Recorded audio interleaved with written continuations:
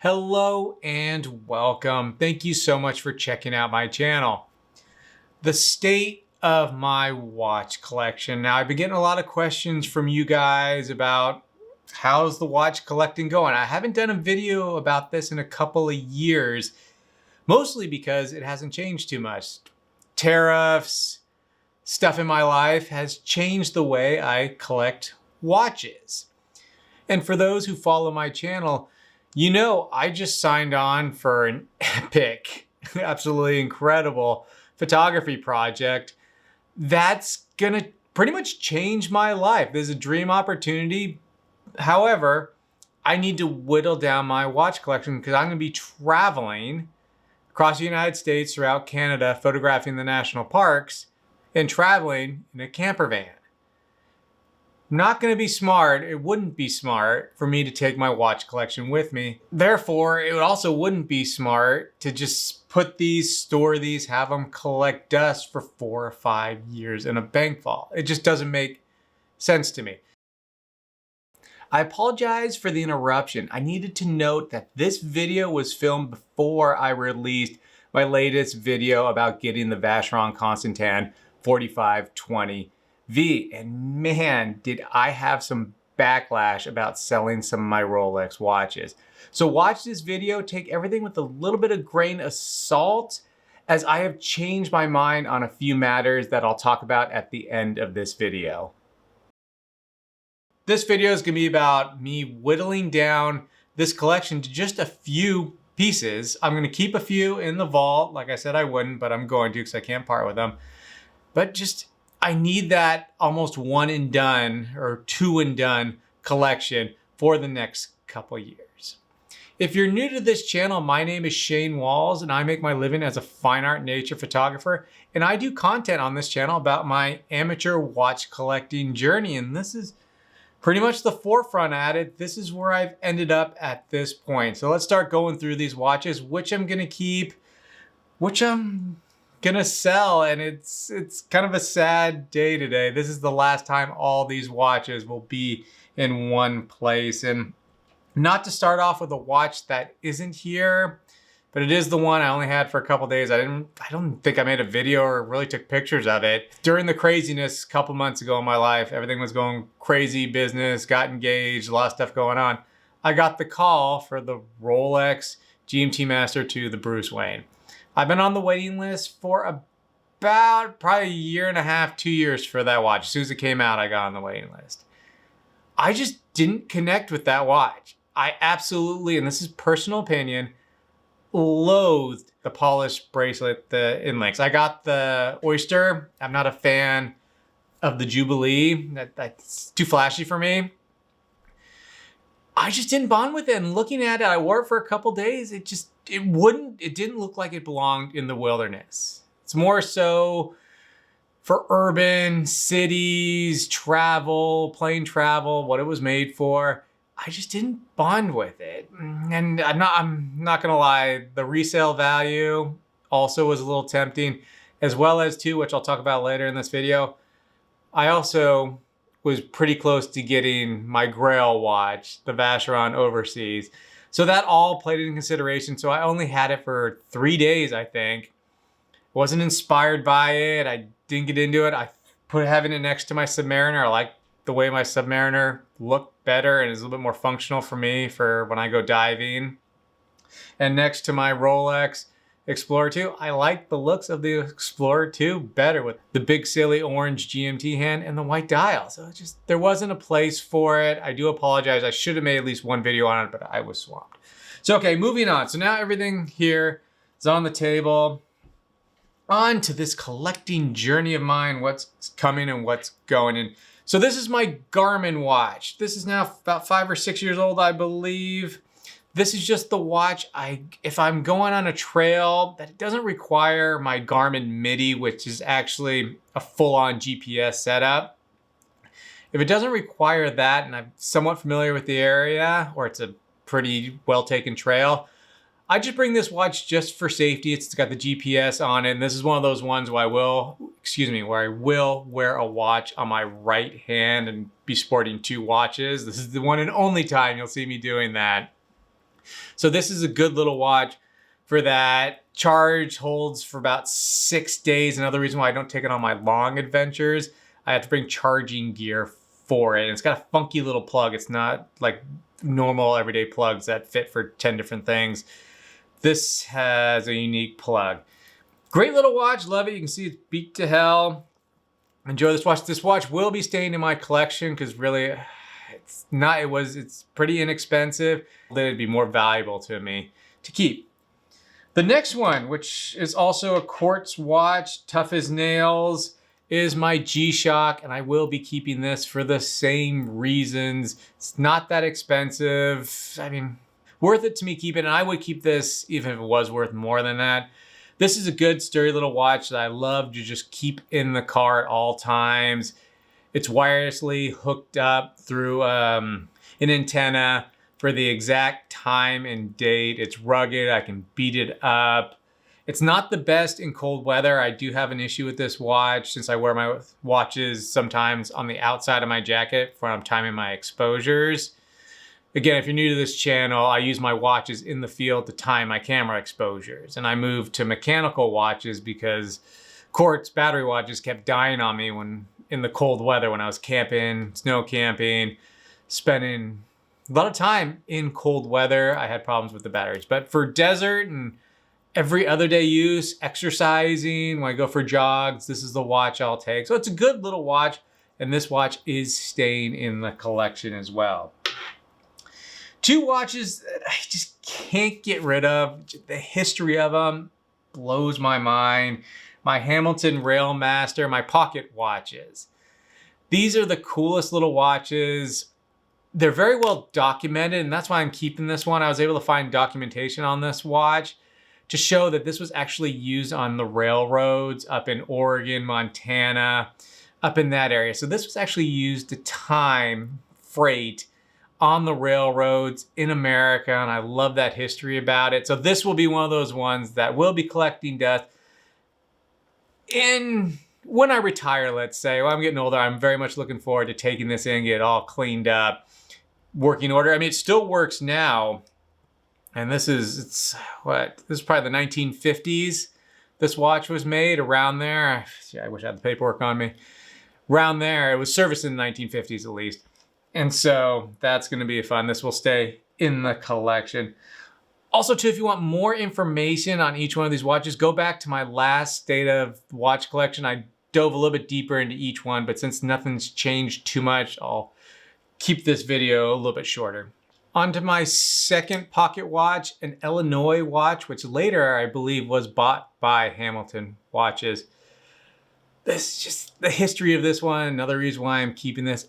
Incredible movement, elegant, beautiful design. The case is beautiful. Just true history here. This one is back from the 1800s, this watch. And the fun thing about it too, it has notes from the original owner and the person he took it to service. This just goes to show you this was very important to this individual. He took care of it, and I don't want to say his life depended on it, but he used this watch in a day-to-day. He took care of it. That history, it endears this watch to me in that way. And that's why it's another reason historical, American, both these American brand watches, they're both going to be collecting dust. They're going to stay in the collection. Another watch that will stay in the collection just because it's a cheap little fun oddity that I like is the Moon Swatch. And I actually have been using this watch for my photography. I've been using the chronograph. This is another watch that'll go on my right hand when I'm timing, 2, 3, 4 minute exposures. This is the watch now I'm taking. The chronograph's good. The long-term accuracy on it's funny, even though this is a quartz, the long-term accuracy on this thing sucks. But for just using it as a quick, simple, lightweight watch that doesn't take too much room up, you can just throw it in the backpack. Who cares if it gets beat up? It's been a nice little timer for me. So I'm keeping that watch, and it's such an this is going down in watch history, the moon swatch, what it did to the watch world. So I want to have at least one, and this is Mission to the Moon, the first one, the one they probably make the most of. I just got it. It was a cool watch to me. It wasn't cool enough to go wait in line, or I think the nearest Swatch store to me is up in LA. So wasn't worth it to me go sit in LA traffic to buy a watch from Swatch. So this one's available online. So I just got online just as an oddity, and I have fun with this watch. It's got my Armin strap on it, which makes it a lot more comfortable than that horrible Velcro strap that it came with. Okay. Now on to the first watch that has been sold. My Victorinox Infantry. This was my original chronograph. Used this for years. Nice watch, tough. The big issue I had with it though, if you leave the chronograph running for over 24 hours, it breaks. And I think I had this watch serviced about 3 or 4 times because of that exact reason. I got going and I forgot to reset the chronograph, or at least stop it. So I kept breaking this movement service. I had a whole new movement put in it a couple years ago. Has worked well, but now I don't find myself using it. It's a big, heavier watch. The strap needs to be replaced again. That's another thing. I don't want to put too much money into a really nice strap for this. The Victorinox straps, if you're wearing this watch out in the wilderness, getting it rained on it, getting it wet, getting dirt on it, they only last less than a year. So it's just time that this one moves on. I'll be using my moon swatch. I mean, it's sad having these side by side and saying this moon swatch is replacing this Victorinox. It's unfair. It really is unfair. I can still get a decent amount of money. These are still good watches, and since it's got a brand new movement in it, it's worth the money to me to sell it. And I am attached to this watch. I've had it for a long time. However, it is time to move on to the next one. Another one, my other Victorinox, when I was first collecting watches, I was in the Swiss Army when they became Victorinox. Those were my mechanical movements. When the Quartz kept dying on me in the cold, I moved to mechanical, and these were the ones that I first found. The Air Boss. These are great. See-through case back. Not the most accurate thing, but for $1,000, this was the bee's knees for me when I first got it. I was so excited. I think these are great looking watches. 42 millimeter, a little bit bigger size for me. I felt this was my first sort of dress watch / tool watch. I can wear it to most events and had a great time with it. It's been a very good watch. This one, I have so much sentimental attachment to it. This has been to Europe with me. It's been all over the world. I worked with it, did some of my older jobs when I'm just coming up through the ranks. So the sentimental value on this one might keep it in the collection. But as for its accuracy, I think it's plus or minus 20 seconds a day. So it's not that most accurate. I don't really wear it. It does need another strap. I did get it serviced about 3 years ago, I believe now. Maybe not quite that long. So it's running great. It's just, yeah, I'm not, sentimental might pull it through. Not 100%. But the Victorinox Air Boss, great looking watches. This is what I started with. Hopefully it will stay in the collection, but we will see. My Rolex Explorer 2 Polar, the newer edition, the newest edition, the current edition. This watch isn't going anywhere. This is my travel watch. This is my GMT, my beat to hell watch. Go anywhere, do anything with it. This thing's been dropped. I love all the scratches, the look of it, the metal bezel that carries the scratches. Such a fun watch, and I say it every time. This watch has a sense of humor about itself. It's silly. It's got this kind of awkward orange GMT arrow, this big, massive orange GMT arrow. It's got white gold painted black for indices. It's a white dial. It's kind of big. It's 42 millimeter. That's why I have it on the leather strap here. It thins it down a little bit for me. Makes it a little bit more comfortable when I'm wearing it. But it's such a fun, cool watch. I have dropped this thing. This thing has been in 0-degree Fahrenheit weather for days, just sitting out, doesn't miss a beat. Great. I mean, I think it's got 70 hours of power reserve. It's extremely accurate. I can keep this day accurate depending all my Rolex watches and my new Vacheron. The great thing about these mechanical watches, the way you leave them overnight on the crown, straight up off the crown, you can keep these day accurate. And that's truly special with a mechanical watch. And if accuracy is important to you, all these watches showcase that. And this is one of my favorite watches. Rolex Explorer 2. It is staying in the collection. So don't worry about that for those who follow this channel. That's how this channel got started with this watch. It'll continue on. My Rolex Submariner Date. Sentimental value. It's a great watch. Again, a lot like the Explorer 2. 70 hours of power reserve. Tough as nails, rotating bezel, it's very nice. And that's another reason why I got rid of the GMT Master 2. The bezel is just so much superior. It feels better, it's got more clicks. I understand the GMT Master, I think it's only about 24 clicks just for each hour. I understand that's more for the use of this watch, but this, you can set your hikes easier, time your hikes, get it exact. And the Rolex Submariner, it's iconic watch. Great, probably the best, not second best look, third, it's a good looking watch. Either way, people know about it. Like I mentioned, history. Might surprise you, this is on the cutting block. This may go, this may not go. I'm still on the fence about that. It's 50-50 at the moment. What's pushing me, and the great thing about Rolex, like I always talk about, the resale value. Going into this, and I do apologize, I've said it in my other videos, I'd never sell these watches. As you change, as life changes, as you start collecting, you're changing with your collection, what you want in this watch collection.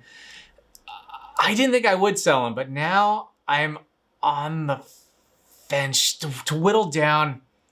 That big watch collection just isn't appealing to me anymore. It's more, I was so looking forward to Teddy giving me a call and saying, come on down, I want to do your watch collection. That was great, but now I'm moving back towards a one and done, maybe two, maybe three and done watch collection.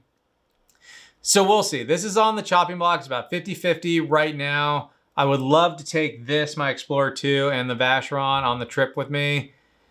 We'll have to see though. But this, the Submariner, I cannot say enough good things about it. Maybe the only bad thing is it does get, a lot of people do comment on it, a lot of people notice it, a lot of people think it's worth more than it is. It is worth more than when I could sell it used and beat up for more than I paid for it. However, this, we'll see. We'll have to see about this one. Because this is just a perfect, go surfing with this watch. If I'm going out of slot canyons, when I'm in the desert, this is so nice because I'm jumping in and out of water, putting so much water pressure on this watch. When you're cliff jumping from 20, 30 feet up, that's a lot of pressure on this watch. So this is my go-to with that, since it has 300 meters of water resistance. And now, this is sad. Hope I don't get emotional. My beloved Rolex Explorer 40. Elegant, beautiful, simplistic watch. It was my dress watch. It was my day-to-day around town watch. However, this watch is leaving the collection. I have found a buyer. I'm like all these Rolex watches. It's scratched, it's beat up, but I'm getting more than I paid for it as a used product. So that's a small up. This is, if money wasn't an issue, I'd keep all these watches. However, that's hardly the case. The simple, elegant design. I love the 369, that just lush black dial. It's a great watch. The only reason it's pretty much on the chopping block is it doesn't have a date function. When I got this watch, I didn't think it'd be that big a deal, but I found myself staying away from the watch or not taking it out of the watch box because I needed something with a date, and I never take my cell phone with me anywhere. I hate having my cell phone on me. It's always in the car. I leave it at home 3 or 4 days out of the week. And it just became that little irritating, little frustrating every time I look down at my watch. not to have a date and have to go find a computer or whatever to find the date. And being out in the wilderness, not having the date was a hassle. So I didn't wear the watch as it should be worn. So this is now out of the collection. For the newest part of the collection, the Vacheron Constantin Overseas. This is the, what is it? The 4520V. This is my brand new watch. Just got it. This is gonna replace the Explorer 40 as my elegant dress piece, my formal piece. Both watches can do everything, formal, high-end, weddings, and yeah, I'm actually gonna get married in this watch, so I'm excited. This will be a special piece in my collection for these formal events, but then can go right into the wilderness, beat the heck out of them. The Rolex watches are maybe just a bit tougher than the Overseas. However, just the uniqueness of this piece, the look, it's such a gorgeous piece. It's the perfect one and done collection. It does it all. It is tough, great ability to withstand magnetism, really, really accurate. I forget if I mentioned, but yeah, I can keep this watch day accurate depending on how I set it. Tough and just a unique, and that's the other thing. These Rolex watches, they're great watches. They're all made by machines, and there's nothing wrong with that. I love my good Rolex watch. I will never say otherwise. But to have a little bit more of a unique piece that was done by hand, my romantic side leans towards that as I'm going in my watch collecting journey. I love that about these watches. Handmade, the craftsmanship is second to none, Holy Trinity, Geneva hallmark. This is a special, unique watch. And for this travel I'm gonna be doing, again, trip of a lifetime, I wanted something unique and truly special. This is that watch for me. And not to badmouth Rolex in any way. I was talking to the Vacheron AD for how many, and these numbers aren't exact, but it's pretty close. For how many Rolex Submariners Rolex makes in a day, Vacheron makes this watch same amount in about a year. So that just goes to show you, not that there's anything wrong, there's just a ton of Rolex Submariners out there. There are far less of these. They're way more unique. I've never ever seen this watch out in the wild. And I've done some watch events. I go to the meetups. I've never seen this watch in person until I actually was able to pick it up from the AD. So in the grand scheme of things, it's not that important. However, such a unique trip that I'm about to embark on, I wanted a watch piece that fills that in the same way, that idea of just something unique, not many people do. This might be the only Vacheron Overseas that's gonna do what I'm about to do with it. Be in every state, be up in, you know, the national parks, hike with it, camp with it. The uniqueness of this watch and the elegance, the craftsmanship, the compass on the back, the see-through backing on this, it shows the compass. It lends itself, and maybe marketing did its job on me. It just lends itself perfectly to this adventure I'm about to embark on. I'm just so excited to put this watch through the test. Thank you so much for watching. I truly appreciate it. Comment down below, what do you think? Am I making a huge mistake? Should I keep some of these watches? Should I get rid of all of them? Just have this one? Should I sell this one for a massive profit? 'Cause I think these are going for almost 10,000 over list price right now on the secondary market. Or what do? Heck, do I just make a lot of money and just go with the G-Shock? Let me know your thoughts in the comments. Okay, like I've been talking about over the last few videos about whittling my watch collection down, that felt like the smart move. However, the backlash I'm getting from selling these watches, and I know a lot of people invested in this channel because they wanted to hear the long-term reviews on these watches, and very other few channels do that. So what I've decided to do, instead of whittling my watch collection down for the travels I'm about to take, I am gonna flip and grow my watch collection, and I will be gathering up, I will be reconnecting with those watches I've sold My Rolex Explorer 40, that'll be easy. I sold it to a friend. Under some stipulations, I can get that one back. The GMT Master 2, I work with a few Rolex ADs and I've spoken with all of them. I'm still a bit on the waiting list for over 2 years, so they're telling me, yes, pretty soon, hopefully that allocation will come to fruition. So I'll treat that watch as if it's brand new and actually do some videos for you guys. So moving forward, I've been in touch with a lifelong friend and I've given her access to my safety deposit box. Now we'll be switching watches around as I travel. She'll be mailing them out in a special container.